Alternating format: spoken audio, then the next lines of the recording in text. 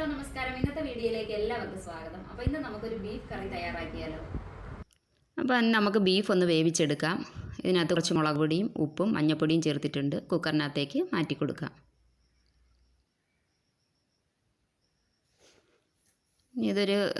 എനിക്കൊരു 10 വിസിൽ വേണ്ടി വന്നത് വെന്ത് കിട്ടാനായിട്ട്. പിന്നെ ഒരു ചട്ടി വെച്ചു, വെളിച്ചെണ്ണ ഒഴിച്ചു. അതിനകത്തേക്ക് നമ്മൾ കടുകിട്ടു. കടുക് നന്നായിട്ട് പൊട്ടിയതിന് ശേഷം അതിലേക്ക് പിന്നെ വറ്റൽമുളക് ചേർത്തു, പച്ചമുളക്, കൂടെ വെളുത്തുള്ളി, ഇഞ്ചി, കറിവേപ്പില. അത് നന്നായിട്ട് മൂത്ത് വന്നപ്പോൾ അതിനകത്തേക്ക് നമ്മൾ ഉള്ളി ചേർത്തു. ചെറിയ ഉള്ളിയും ഒരു സവോളയും ചേർത്തിട്ടുണ്ട്. ചെറിയ ഉള്ളിയും സവോളയും കൂടി ഇട്ട് നന്നായിട്ടൊന്ന് വഴറ്റിയെടുക്കാം.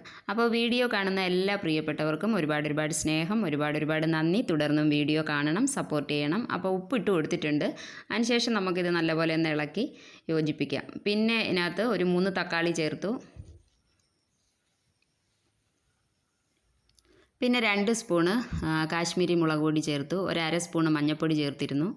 ഇത് നന്നായിട്ടൊന്ന് മൂത്ത് വരുമ്പോൾ ഇതിനകത്തേക്ക് നമുക്ക് അതുപോലെ തന്നെ 2 സ്പൂണ് മല്ലിപ്പൊടി കൂടി ചേർക്കാം. ഈ മല്ലിപ്പൊടി ചേർത്ത് നന്നായിട്ട് ഇളക്കി അതിൻ്റെ പച്ചമണമൊക്കെ ഒന്ന് മാറി വരുമ്പം ഇതിനകത്തേക്ക് പിന്നെ നമ്മൾ ചേർക്കുന്നത് ഗരം മസാല. അപ്പോൾ ഗരം മസാല ഞാൻ ഒരു 1.25 സ്പൂണ് ഗരം മസാല ചേർക്കുന്നുണ്ട്. അപ്പോൾ ഗരം മസാല 1.25 സ്പൂൺ ചേർത്തു. പിന്നെ വേവിച്ച് വെച്ചേക്കുന്ന ബീഫ് നമുക്കിതിനകത്തേക്ക് ചേർത്ത് കൊടുക്കാം. കുറച്ച് എല്ലും നെയ്യും ഒക്കെ ഇതിനകത്ത് ചേർത്തിട്ടുണ്ട്. ഇനി ഇത് നല്ലപോലെ ഒന്ന് ഇളക്കി യോജിപ്പിച്ച് കൊടുക്കാം.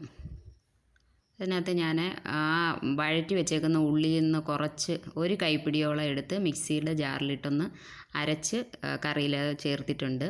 കറിക്കൊരു നല്ല കൊഴുപ്പ് കിട്ടാനാണ് അങ്ങനെ ചെയ്തത്. അപ്പോൾ കറി നല്ല ബീഫ് കറി ഇപ്പം നമുക്ക് ഇവിടെ തയ്യാറായി കിട്ടിയിട്ടുണ്ട്. വളരെ ടേസ്റ്റി ആയിട്ടുള്ള ഒരു ബീഫ് കറിയാണ്. പിന്നെ ഇതിനകത്ത് കുരുമുളക് പൊടി ഇട്ടിട്ടുണ്ടായിരുന്നു, അതിൻ്റെ വീഡിയോ കട്ടായി പോയി. അപ്പം ഇനി ഞാൻ ചോറ് കഴിക്കാൻ പോവുകയാണ്. നിങ്ങളെല്ലാം ചോറ് കഴിച്ചെന്ന് വിചാരിക്കുന്നു. അപ്പോൾ ഇന്നത്തെ വീഡിയോ ഇത്രയേ ഉള്ളൂ. പുതിയൊരു വീഡിയോയുമായി വീണ്ടും കാണും വരെ ടാറ്റാ.